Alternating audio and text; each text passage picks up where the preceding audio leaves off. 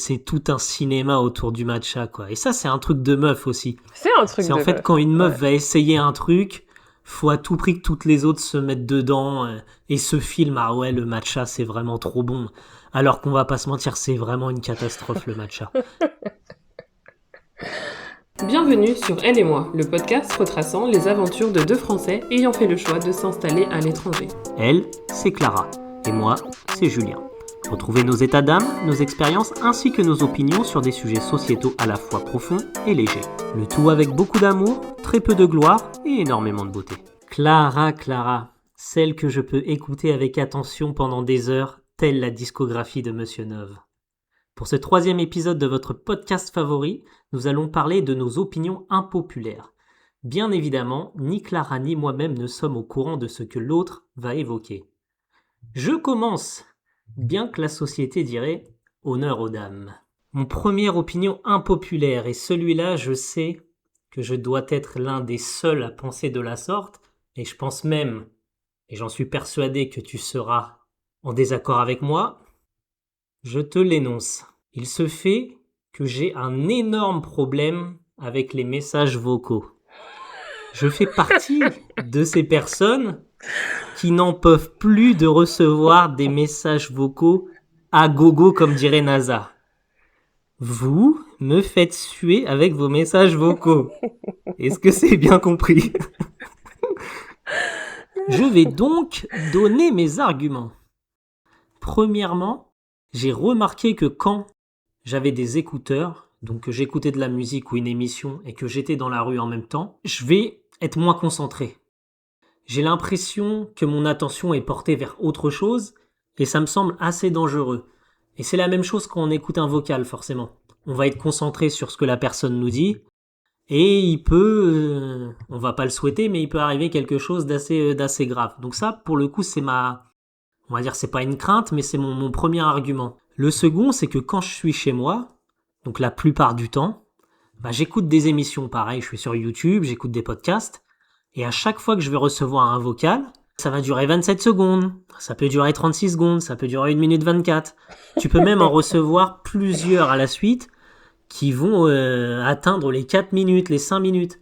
Et ça, franchement, c'est abusé. Quand tu es en train de faire quelque chose et que tu dois tout stopper pour écouter un vocal ou des vocaux qu'on vient de t'envoyer, c'est trop long. C'est juste trop long, ça rend fou. Et c'est pour ça que je déteste les vocaux, parce qu'autant c'est pratique pour la personne qui va les envoyer, ça je veux bien l'entendre, mais pour la personne qui va les réceptionner, tu peux pas faire deux choses à la fois.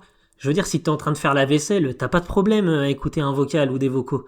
Mais quand t'es occupé, tu dois finir ce que t'as à faire avant de tout simplement écouter ce qu'on t'a envoyé. Et le pire dans tout ça, c'est que tu vas écouter, donc ça peut durer 3 minutes, tu vas répondre en écrivant et tu vas te reprendre une deuxième vague de vocaux. Donc tu es totalement submergé. Tu ne sais plus quoi faire, tu ne sais plus où donner de la tête. Donc je le redis, pour toutes celles et ceux qui me connaissent, m'envoyez plus de vocaux, j'en peux plus là, mentalement c'est trop dur. La charge mentale est beaucoup trop élevée pour moi. Ok, écoute, pour les vocaux, pour répondre, moi je sais que, je vais pas dire que je suis coupable non plus, mais c'est vrai que les vocaux c'est pratique en fait. C'est comme t'as dit, c'est vraiment pratique. Je fais partie de ces personnes qui aiment pas forcément écrire des pavés, tu sais, par message et tout, donc quand j'ai quelque chose à dire, je vais facilement prendre mon téléphone. Si je suis occupée ou si je suis dehors ou quoi que ce soit, moi aussi je suis pareil, je suis comme toi aussi, j'aime pas utiliser mes écouteurs ou quoi que ce soit, mais aussi pareil en étant dehors, c'est un truc que j'aime pas faire, c'est m'arrêter à prendre mon téléphone, à être concentrée sur le fait d'écrire un message. Je préfère en fait prendre mon téléphone, faire un vocal tout en regardant en fait autour de moi, tu vois, et en répondant à la personne plutôt que comme je viens de dire écrire. Donc en fait, je pense que c'est surtout de la praticité. Après je peux comprendre que les vocaux, c'est vrai que quand ça commence à mettre plusieurs minutes, quand c'est 5 minutes et que tu dois t'arrêter et que t'en as à la suite pas mal, c'est long, quoi, tu vois. Mais je pense que les gens, surtout, le font parce que c'est juste pratique et rapide, quoi. Exactement. De mon côté, ce sera par rapport au matcha. Le matcha, c'était quelque chose que j'avais jamais goûté en fait auparavant et je m'étais toujours dit ah, tiens et tout, j'aimerais bien y goûter juste pour savoir ça a quel goût parce que je le voyais souvent beaucoup tu sais sur les réseaux sociaux de personnes en parler, aller le tester dans des endroits etc. Et je me demandais ça avait quel goût. Donc du coup quand j'avais fait un voyage en Asie, j'en ai acheté. Je l'ai ramené, je l'ai fait à la maison moi-même et j'ai goûté et franchement c'était mais pardon, vraiment pas bon du tout. J'avais vu des commentaires de personnes disant que ça avait le goût un peu de, tu sais, un peu d'herbe, mais vraiment quoi, l'herbe.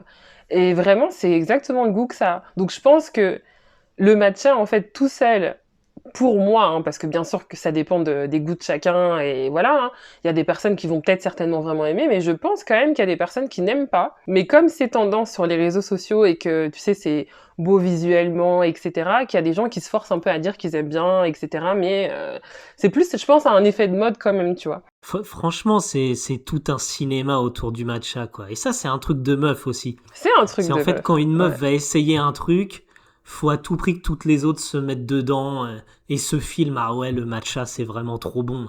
Alors qu'on va pas se mentir, c'est vraiment une catastrophe le matcha. Et je vais même confirmer tes dires et approuver le fait que tu détestes ça, c'est que bah il y a un sachet de matcha là qui traîne que t'as été me chercher à Hong Kong ou à Tokyo, là je me souviens plus. Ça doit faire au moins Ouais. 3 mois qu'il est dans le placard là et il va Wow. falloir qu'il disparaisse assez rapidement, Clara, s'il te plaît. À chaque fois, je donne une chance à ce matcha en me disant, je vais le refaire, mais différemment, tu vois, pour que je puisse Hmm. justement peut-être aimer, mais en rajoutant, je sais pas, quelque chose d'autre qui pourrait faire que, mais le matcha tout seul, franchement, ah non, Ouais, non, franchement, c'est peut-être qu'un jour je regoûterai, tu vois, mais là, franchement, j'avoue que ça m'a un peu dégoûté. très bien. Bah écoute, pour mon second unpopular opinion, et je vais me permettre de le dire en anglais, et vous comprendrez pourquoi, j'ai remarqué que les Français adoraient parler ce qu'on appelle le fameux franglais. Et sincèrement, j'ai un énorme problème avec ça également. Faut que vous rendiez compte que c'est pas stylé du tout. Ce n'est pas parce que vous allez intégrer des expressions en anglais alors que vous êtes en train de parler à un français que c'est frais. Et le pire dans tout ça, c'est que ça a été banalisé. J'ai l'impression que des personnes qui sont non bilingues veulent donner, veulent se donner un genre comme quoi, ouais, moi je parle super bien anglais. Vous avez vu, je suis trop chaud, je suis bilingue. Regarde, je place des mots, j'arrive à dire ça, ça, ça. Non, vous faites juste pitié. Ça va pas plus loin. Moi, je vois ça comme ça. Mais Ça non. me fait pitié quand j'entends des gens qui d'un coup vont switcher d'une langue à une autre. Parce que je comprends le fait qu'il y a des mots qu'on ne peut pas, on peut pas les dire autrement qu'en anglais. Par exemple, une start-up, du make-up, un shift, etc. Ça, il n'y a pas de souci. Vous pouvez le dire en anglais. Ce sera naturel et puis vous n'avez pas le choix. Mais faites un effort. Arrêtez de croire que faire les anglophones, c'est frais. Non, ayez votre personnalité, parlez français, parlez un bon français, et tout ira bien. On n'a pas besoin de savoir que vous connaissez 2 3 mots en anglais, parce qu'une fois que vous venez en Angleterre ou aux États-Unis, on a bien capté que non, vous ne parliez pas anglais. Donc voilà, c'était mon deuxième coup de gueule. Très bien. Après ce coup de gueule, comme tu dis, euh, là, j'allais parler du sujet qui concerne l'alcool, qui est que ce n'est pas un défaut en fait de ne pas boire, en fait, de pas boire dans la société, parce que c'est vrai que c'est quelque chose que j'ai quand même pas mal remarqué depuis qu'on est en Angleterre, où les gens ont cette culture de beaucoup boire, surtout le week-end. Et en fait, quand tu as des conversations avec des personnes et que du coup, l'alcool, qui est un sujet de conversation qui arrive souvent assez rapidement sur la table, et que toi tu expliques, donc j'ai parlé de moi du coup parce que je bois pas d'alcool, j'en consomme littéralement jamais. Déjà, j'aime pas le goût, et en plus de ça, voilà, c'est pas un truc vers lequel je vais m'orienter quand je vais avoir soif, en fait, c'est simple. Et donc, du coup, quand je parle en règle générale avec des personnes d'ici ou avant quand je travaillais, c'est dans une grande enseigne, j'avais pas mal de collègues, etc. Et que ça arrivait le sujet arrivait en fait.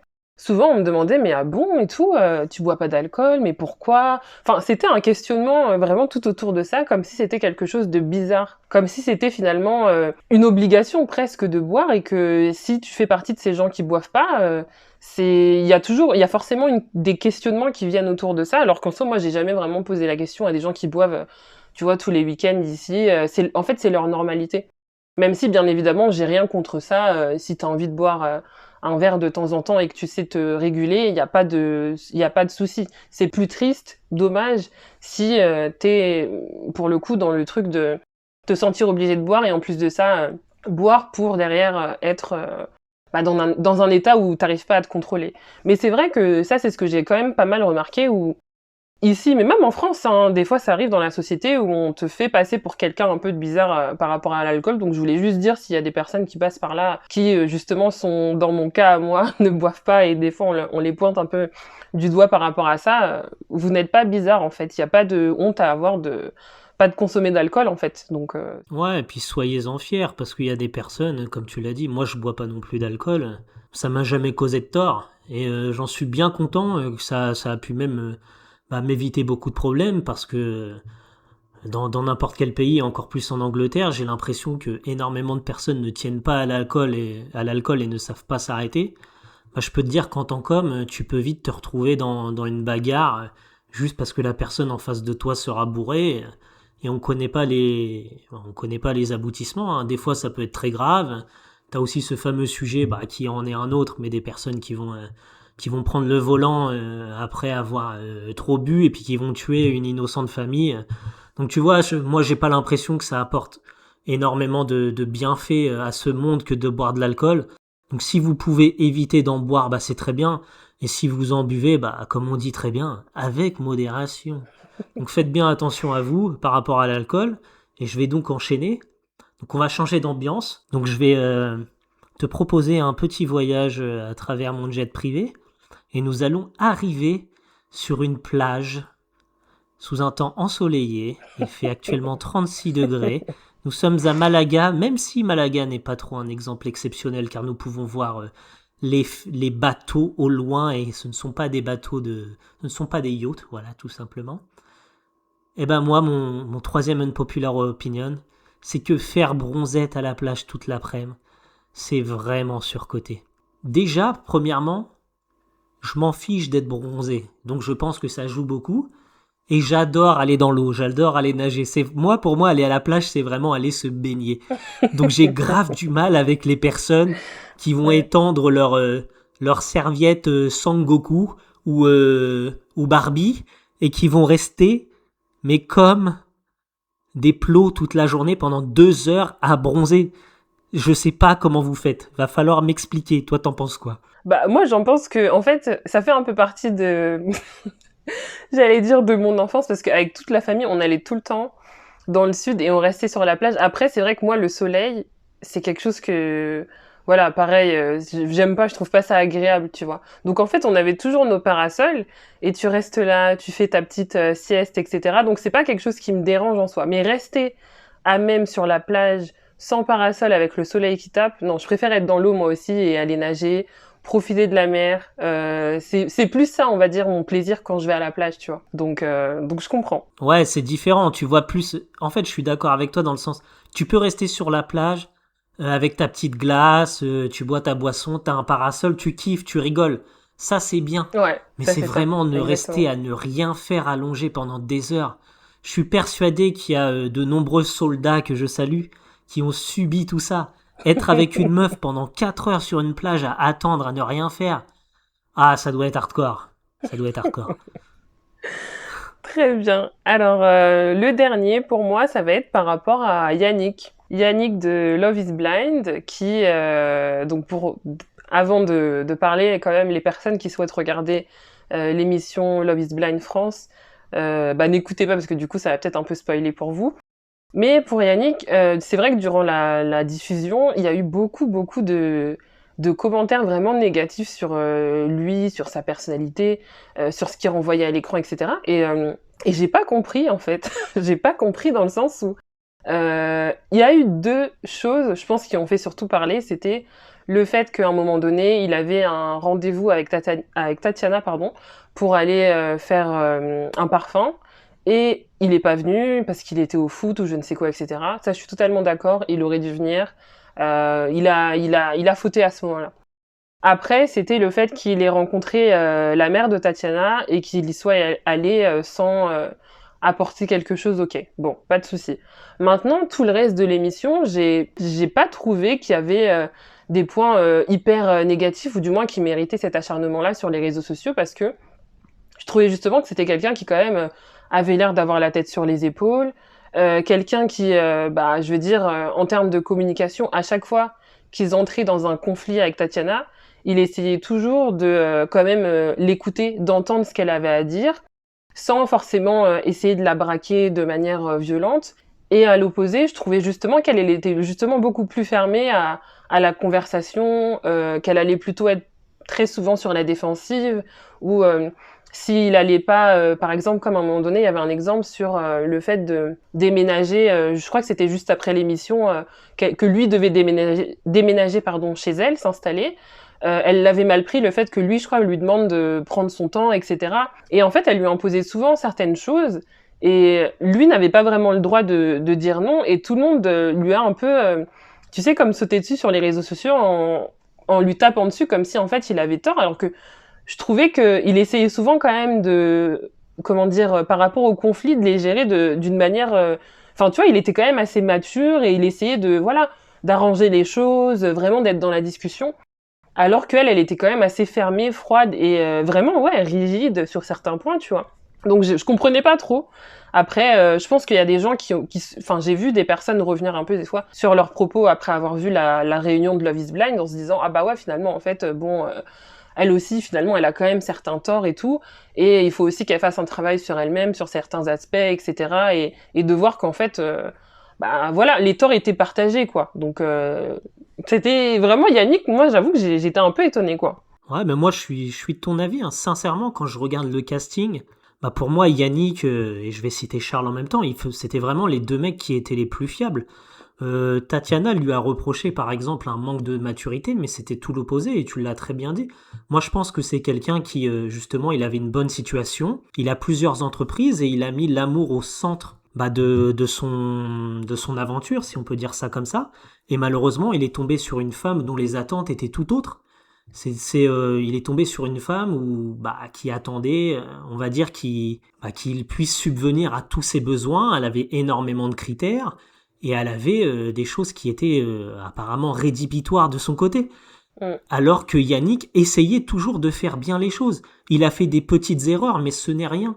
Encore plus en comparaison avec le traitement de faveur qu'il a reçu de la part de Tatiana et de sa famille, ainsi que tout ce qu'il a pris dans la tête via les réseaux sociaux, qui n'était pas du tout justifié. Si on commence à lui reprocher des petites choses qui, oui, c'est vrai, il aurait pu faire mieux à ce moment-là, mais qu'on estime que Tatiana n'a pas de tort alors qu'elle a quand même fait des dingueries, elle a été irrespectueuse à mes yeux, elle lui parlait vraiment super mal, elle n'était pas du tout ouverte au dialogue, excusez-moi, la personne qui était immature dans cette histoire-là, c'était plus Tatiana que Yannick. Donc je suis vraiment comme toi sur ça, j'ai pas trop compris. C'est vraiment un mec qui est pisse, qui s'exprime bien. Voilà, il a réussi dans sa vie, il a certainement de bons moyens, etc. financiers. Mais ça suffisait pas. Je pense tout simplement que Tatiana avait besoin de quelque chose que Yannick ne pouvait pas lui apporter. Et il a essayé que ça fonctionne. Mais malheureusement, quand tu te heurtes à un mur, tu peux rien y faire.